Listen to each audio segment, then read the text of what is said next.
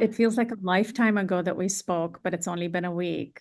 Yeah, well, these elections always feel like lifetimes, don't they? Because they tend to, uh, when there's an enormous shift in power like this, even when it's a shift in power back to a force we've known before, the implications are profound. They reach into many corners of our lives. So yeah, it does seem like Yeah. a big deal. And you've written a couple pieces, or you published a couple pieces.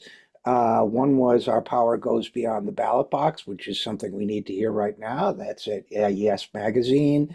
The other was Can We Fix Our Democracy? With two distinct but related questions. So first of all, I guess a lot of people are asking each other this question. I'll ask you, how are you feeling?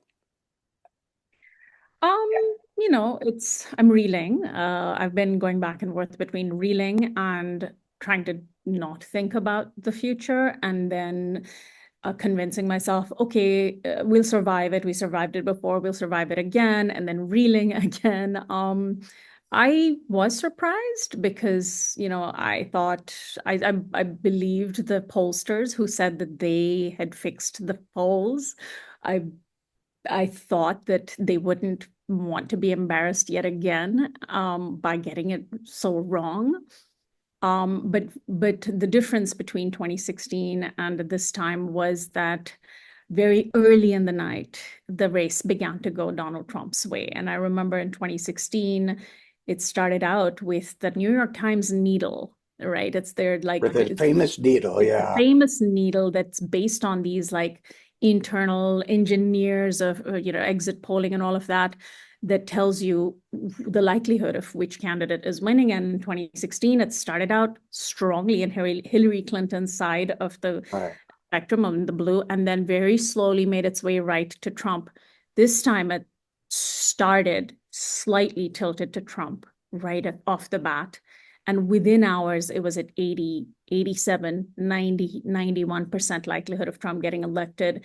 And so very early on election night, I was like, oh gosh, all bets are off. And it was I have children, I have young children. It was Right. terrifying. That's those they are who I think about. And I think a lot of people who either who have their own children or have children in their lives think about the fact that especially long-term future, our future is screwed. The climate crisis will be much worse than it is now because of Trump. So yeah, I am reeling.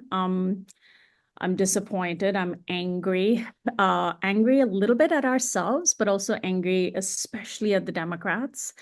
And hindsight is always 2020 because we can go back and we can look at all the things that went wrong. And in fact, that's happening to a pretty severe extent right now. In fact, I'm seeing a lot of internal strife on the left. And a lot of hot takes, and then a lot of dismissals of hot takes, and a lot of people sort of claiming they know what went Right. wrong, and then claiming that everybody else was wrong, and a lot of people just kind of feeling like they've put their finger on exactly what happened. But I feel like this is a period of reflection that's very necessary, and I want to just caution all of us to not, first of all, get at each other's throats. And because we're doing that, and it's disconcerting to see a lot of my colleagues on the left beat each other up for getting things wrong, for blaming each other, the third party spoilers, the Palestine issue, all of that, and none of that's helpful. Well, no, it isn't. And of course, we've seen it many times before. And so it becomes, in some circles, inappropriate to articulate some truths that are easy to say in other circles where certain other truths are not allowed. I mean, I really, when I read your piece on the election, Our Power Goes Beyond the Ballot Box, which is, first of all, a good reminder since the ballot box isn't turning out that well.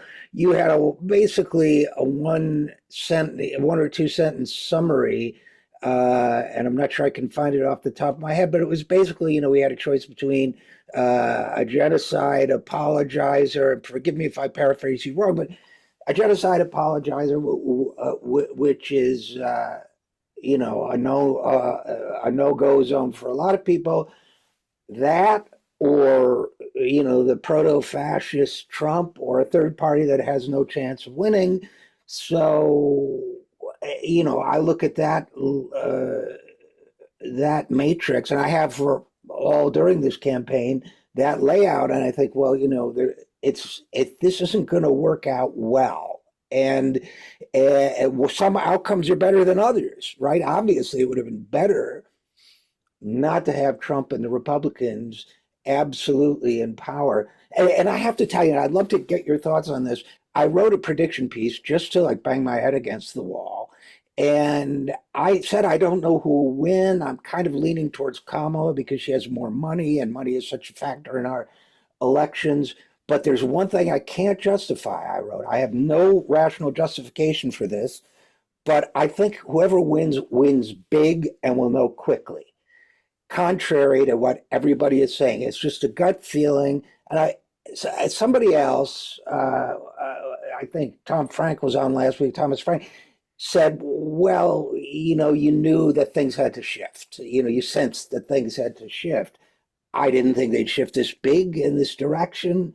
But I did feel as if the status quo was up for a vote and people didn't want it. And I don't know Yeah. if that's one of your takeaways from So this too. here's my takeaway, just to summarize it. I think a lot about storytelling. I wrote a book about Hmm. it last year. I think a lot about narratives, and I feel that that is a big part of what is the big part of the story here, because the Trump camp are saying, and even those on the left who see Trump's win are saying that he won because he was able to convince enough Americans that he was on the side of working class voters, that the economy and all of those issues that people care about, bread and butter issues, he excelled at telling at convincing them that he was going to be for them, and that Democrats just didn't lean in enough to the fact that they were, to their own ideals. And that the Democrats basically screwed over working class voters. And of course, if you actually look at the policies, Democrats didn't screw over working class voters in as much as people like to think so. The Biden administration's policies were more geared towards working class voters in the last 4 years than anything that Trump did from 2016 to 2020, hands down. Did he go far enough? No, we would have wanted Biden to go much further, and we certainly wanted Harris to go far in campaigning. Remember, you and I talked about her opportunity economy crap, buzzwords that just did not resonate, obviously, with voters. We knew that then, and now we know for sure. But from what I'm seeing, this was an issue of competing narratives. The Republican MAGA Trump gang had a narrative Yeah. that was pro-working class that went against their actual policies, which are pro-business, whereas the Democrats had policies that were far more pro-working class, but their narratives were pro-business and their narratives were pro-corporate because they were afraid of upsetting and pissing off the working class. I mean, sorry, the corporate class and the billionaire class. And it turns out that billionaires still get one vote each, and the majority of Americans, they exercise their one person, one vote, and the narrative for working class issues won out, even if the policies didn't match that narrative. It Oh, and a lot became of battles of billionaires narratives. supported that false narrative because they understood it was going to pay off for them. Yes. So Yes. I guess I agree with you about the narrative, but the phrase that came to mind when you were talking about it was cognitive dissonance. So Mm-hmm. you had the Democrats on one hand doing things that are, I'm not going to argue they were transformational, but good and important for working people. Uh, and but as a lot of friends I know keep saying, their best card was one they didn't play, or one of their best cards. People understand breaking up monopolies. Yeah. If more people understood that Lena Khan, for example, that a Biden Yeah. person was out Yeah. there, slapping around, for lack of a better word, these Yeah. huge corporations that are abusing us. Instead, Kamala Yeah. Harris said, well, I might fire her. Yeah, Uh, they didn't lean into the popular issues. right. So, that they themselves are backing. right. And to underscore that, the cognitive dissonance, I think, came in with, how do I put this? With not only didn't they underscore what they were doing and had done, which I hear a lot of people saying, but they also didn't acknowledge that it was nowhere near enough. It was never, it's not going to come close to what people, working people need to have decent, secure lives. Instead, for one brief shining moment, it looked like Kamala Harris was not going to run on Bidenomics, but she kind of slipped into that. And so the whole narrative was, we know better than you, including about your whole life. You don't know how good you've got it. I don't even have to tell you the good stuff we've done because Right. I you're mean, just an idiot. inflation came under control about a week or two before the election. You were hearing it in the news headlines, but she wasn't leaning into that. And Right, it didn't matter because Trump's story was, your life sucks and I know it, and right. I'm going to fix it I'm over and over and over again. I'm going to fix it. Things are terrible and we all know it, and I'm going to save you and I'm going to fix it. And she didn't say that to voters.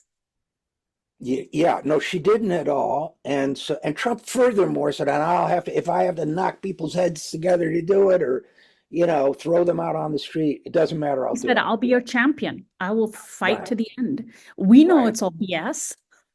He's right, only going to fight for himself, but people, right. people wanted to shake things up, and there's another aspect that I'm not sure is getting enough credence in this election. And I think it's the spoiler effect, but not the one that most people are thinking of, not the Jill Stein effect, but the RFK effect.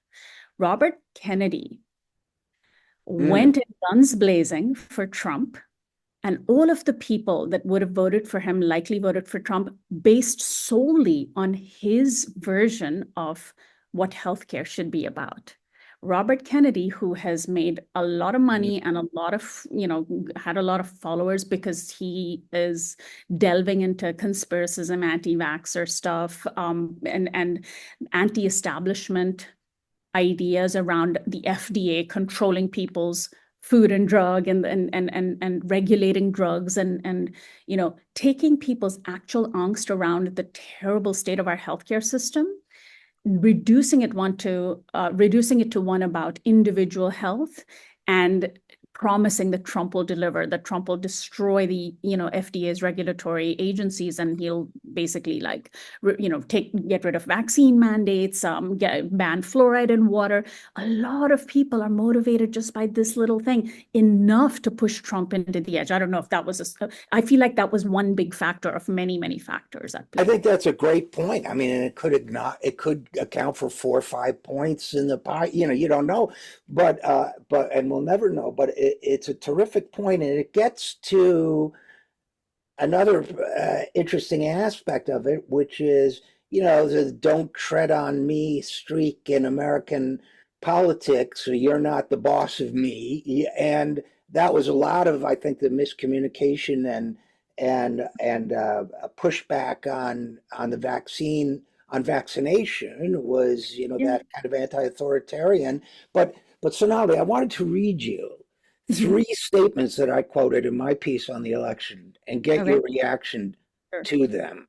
Uh, and this is first is from Donna Brazil, uh, the Democratic Party strategist and sometime I think believe it's CNN commentator.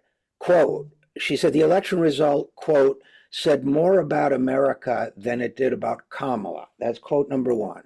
Quote number two, anti-gun activist Shannon Watts. I really support what her group does, but quote, Kamala Harris was not a flawed candidate. America is a flawed country. And then the editorial writer Joe Filipovich, who tweeted, quote, this election was not an indictment of Kamala Harris. It was an indictment of America. That is from Oh my God, this is making me so angry. yeah, from three, yeah, it made me angry. From three pro-democratic people, the party people, they are literally saying it's everybody's fault but ours. And I say literally everybody because they're saying it's the country, it's not us.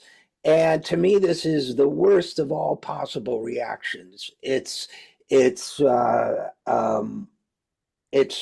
post 2016 on steroids. You know, in 2016, it was close enough and Hillary won the popular vote. They could blame the Russians, they could blame Jill Stein.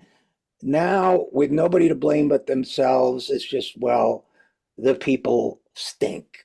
And It's, yes, I'm seeing this over and over again as well. And it's really, really infuriating because the lesson that they're getting from all of this is that there's nothing that Kamala Harris should have done differently that would have changed the outcome. right, Which, if you believe that, then you're basically saying that however 67, 70 plus million Americans voted against Kamala Harris either because they hate her, everything she stands for, which I think is becoming an unfortunately popular but flawed position that Americans just couldn't, pick a woman of color. And then this idea that somehow she is, that these 70 million Americans are choosing fascism, like clear-eyed in an open right. way, is just, I think, also ridiculous. So let me quote to you the one glimmer of hope that I found, because everything depends, what happens in the future depends on how Democrats proceed from here on out. If they go the route that you were quoting, we're in big trouble. We're basically, stuck with the MAGA people.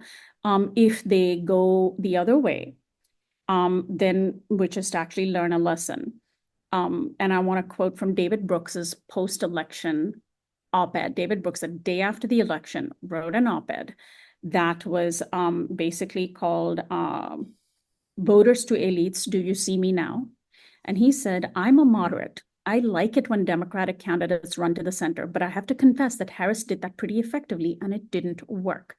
Maybe the Democrats have to embrace a Bernie Sanders style disruption, something that will make people like me feel uncomfortable.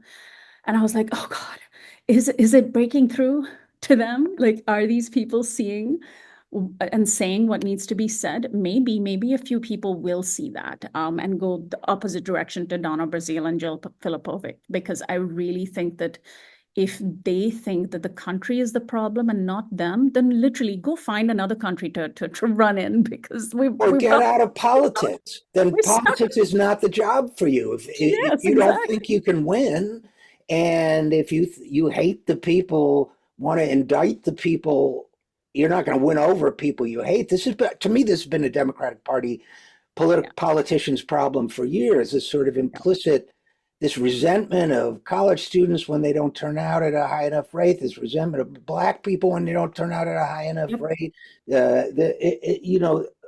This wholesale It's rejection. hubris and it's arrogance. It's everybody else's fault, but theirs is basically what they're saying. It's absolute arrogance. And it's And that is precisely why so many people don't like Democrats these exactly, and it's days. precisely a big reason why they lost the election.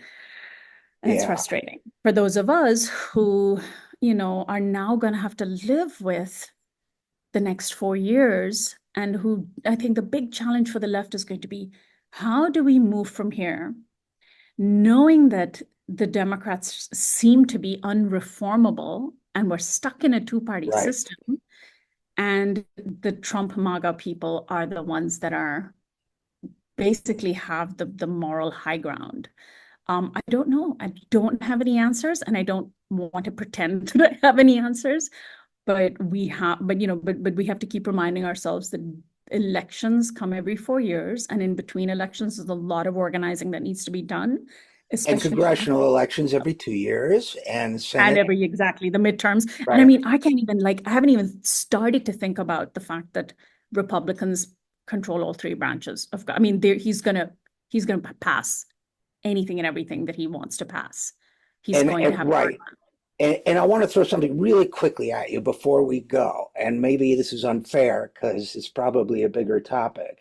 But, and I've written and I've expressed and I feel deep compassion toward, for example, the many women who feel wounded by this, Yeah. understandably, after a lifetime of being treated as a not fully human in this society. I understand the terrible impact it's going to have on people, could have on people on Social Security, on Medicare, impoverished people, lower income. Immigrants. I mean, yeah, I don't have to, like, we all know the climate, everything else. You and I know, everybody, most people listening know the, but at the same time, one of the sentences I wrote after this uh, was something to the effect of whatever horrors the United States experiences in the next 4 years will be like nothing compared to the horrors Gaza will experience in the next hour. And the fact that Gaza has been written off, except as maybe a little factor in the outcome, I don't want to be insensitive to the pain of any Americans, including my own. But to me, it's uh, if we are, and we should be rightfully horrified at the impact of a Trump presidency, why are we more horrified about the effects of our own policy on innocent people, uh, in a Yeah. far corner of the world? And I don't know exactly how to express that without alienating more people than I Well, persuade. Trump basically he articulated that he would end the wars in the Middle East, right? He Hmm. painted Kamala Harris as the warmonger, Dick Cheney backing not Dick Cheney, Liz Cheney backing Well, Dick Dick Cheney too, Cheney's legacy. right? Dick Cheney as well. Yeah, Yeah, with I think Liz Cheney more explicitly yeah, in the camp of Kamala Harris. She became the party of the warmongers, and he was able to paint himself as the anti-warrior who would end he said he would end the wars in the Middle East. He didn't say he would end the suffering of Palestinians. And in that space that the people put their hopes, oh, he would end the wars in the Middle East, because Kamala Harris certainly wasn't promising to end it, not till the nth hour. And even then she didn't. She kept, insisting that Israel's right to exist and right to defend itself was supreme. And so there are some Arab Americans now asking the Trump administration to keep his promise. And it's really interesting to see how it's going to play out. In the meantime, you're right, Gazans are going to continue to suffer. There's some indication that Trump has warned Netanyahu to end his assault on Gaza before Trump takes office. I think Trump is trying to have it both ways because he doesn't want to be seen as pro-Palestinian, but he also wants to be able to show his people that he's kept their promise. So it will really remain to be seen how things play out. But it's out of our hands. I mean, what more can we do? If we could physically stop the arms from getting to Israel, I think people have tried that. they're They would. trying it again, and there's a Yeah, vote on November 13th, I believe. yeah, their action. So I wish that every Democrat who is feeling the pain of loss would translate that pain into empathy and contact their elected officials and tell them no more weapons to Israel.